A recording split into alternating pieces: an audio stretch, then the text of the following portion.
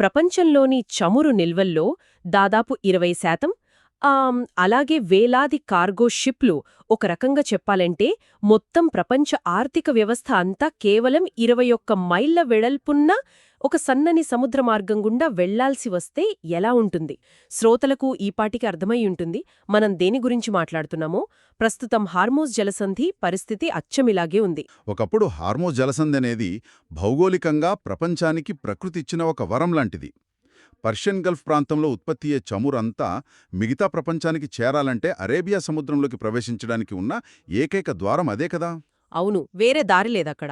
కానిప్పుడు scene మారిపోయింది. అదే మార్గం ప్రపంచ ఆర్థిక భద్రతకు ఒక అతిపెద్ద ముప్పుగా మారింది. అక్కడ ఏ చిన్న ఉద్రిక్తత పెరిగినా సరే ఆ జలసంధి మూసుకుపోతుందనే భయం మార్కెట్లలో ప్రకంపనలు సృష్టిస్తోంది. దీన్ని వింటుంటే నాకొక పోలిక గుర్తుకొస్తోంది. ఇదెలా ఉందంటే, ఒక పెద్ద స్టేడియంలో కిక్కిరిసున్న లక్షలాది మందికి ఒకే ఒక చిన్న ఎగ్జిట్ గేట్ ఉన్నట్లుగా ఉంది. అక్కడ ఏదైనా చిన్న గొడవ జరిగినా సరే ఎవ్వరూ బయటపడలేరు, అందరూ అక్కడే చుక్కుకుపోతారు.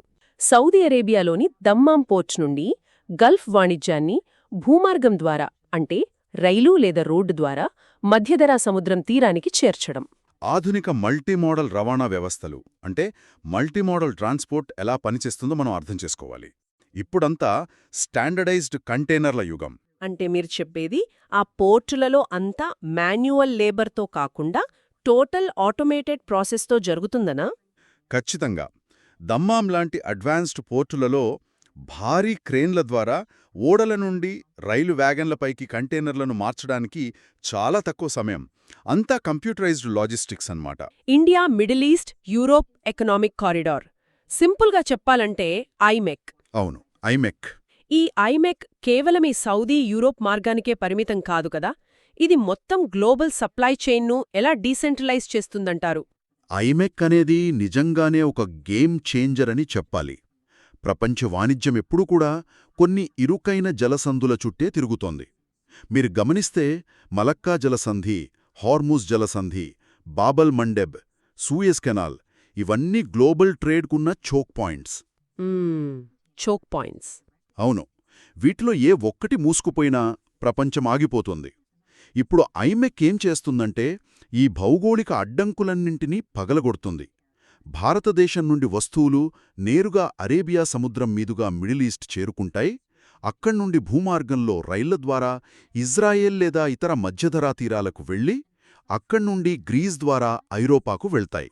అంటే ఒక వ్యక్తి తన పెట్టుబడులన్నింటినీ ఒకే కంపెనీలో పెట్టుకున్నా నష్టభయం తగ్గించుకోవడానికి వివిధ రంగాల్లో మదుపు చేసినట్లుగా ఉందన్నమాట ఈ స్ట్రాటజీ. కరెక్ట్.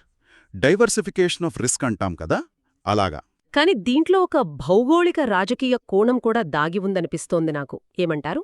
ఖచ్చితంగా ఉంది. ఎందుకంటే కేవలం ఆర్థికపరమైన లాభాల కోసమే అయితే దేశాలు ఇంత భారీగా వేల కోట్లు పెట్టుబడులు పెట్టవు కదా. ఏ ఒక్క దేశమో లేదా ఏదైనా ఉగ్రవాద సంస్థో ఆ ప్రపంచ సరఫరా వ్యవస్థలను తమ గుప్పిట్లో పెట్టుకుని బ్లాక్మెయిల్ చేయకుండా అడ్డుకునే ఒక యాంటీ మోనోపోలి వ్యూహం కూడా దీని వెనుక ఉండుంటుంది. ఉదాహరణకు, మనం చమురు మాత్రమే కాదు, ఎరువులు అలాగే వ్యవసాయ ఉత్పత్తుల సరఫరాకు కూడా ఇది చాలా కీలకం కదా. అవునండి, మీరు చెప్పినట్లు ఆహార భద్రత అనేది ఇంధన భద్రత కంటే కూడా చాలా ముఖ్యం. మిడిల్ ఈస్ట్ నుండి వచ్చే ఎరువుల మీద ఆసియా దేశాల వ్యవసాయం చాలా వరకు ఆధారపడి ఉంది. ఒకవేళ సరఫరా ఆగిపోయి ఎరువుల కొరత ఏర్పడితే ఏమవుతుంది? పంట దిగుబడి తగ్గిపోయి దేశాల్లో ఆకలి కేకలు, ఆహార సంక్షోభం వస్తుంది. అది ఊహించడానికే చాలా భయంగా ఉంది. అందుకే ఒకే దారిమీద ఆధారపడకుండా లాజిస్టిక్స్ను వికేంద్రీకరించడం చాలా అవసరం. ఉదాహరణకు, ఒక రైలు మార్గాన్ని ఒక 5 దేశాలు కలిసి నిర్మించాయనుకోండి. ఆ మార్గానికి ఏదైనా ముప్పు వస్తే ఆ 5 దేశాలు ఏకమై దాన్ని రక్షించుకుంటాయి. దేశాల మధ్య ఆర్థిక సంబంధాలు ఎంత బలంగా ఉంటే యుద్ధాలు లేదా దాడులు జరిగే అవకాశాలు అంతగా తగ్గిపోతాయి కదా. వావ్, ఇది చాలా ఇంట్రెస్టింగ్ పాయింట్. అంటే ఆర్థిక ప్రయోజనాలే దేశాలను కలిపి ఉంచుటాయి అంటారు. అవును, ఒకరి మౌలిక సదుపాయాలపై మరొకరికి హక్కులు అలాగే ప్రయోజనాలున్నప్పుడు సహజంగానే శాంతి భద్రతలు కూడా మెరుగుపడతాయి. సౌదీ అరేబియా లేదా ఇతర గల్ఫ్ దేశాలు తమ చమురును భూమార్గం ద్వారా పైప్లైన్లలో ఈ పోర్ట్లకు చేర్చగలిగితే అక్కడి నుండి ఎలాంటి ఇరుకైన జలసంధులతో పనిలేకుండా నేరుగా భారత పశ్చిమ తీరానికి చేరుకోవచ్చు. ఆ ముప్పు పొంచి ఉన్న ప్రాంతాలను పూర్తిగా తప్పించి ఓపెన్ సముద్రం గుండా సురక్షితంగా రవాణా జరుగుతోంది.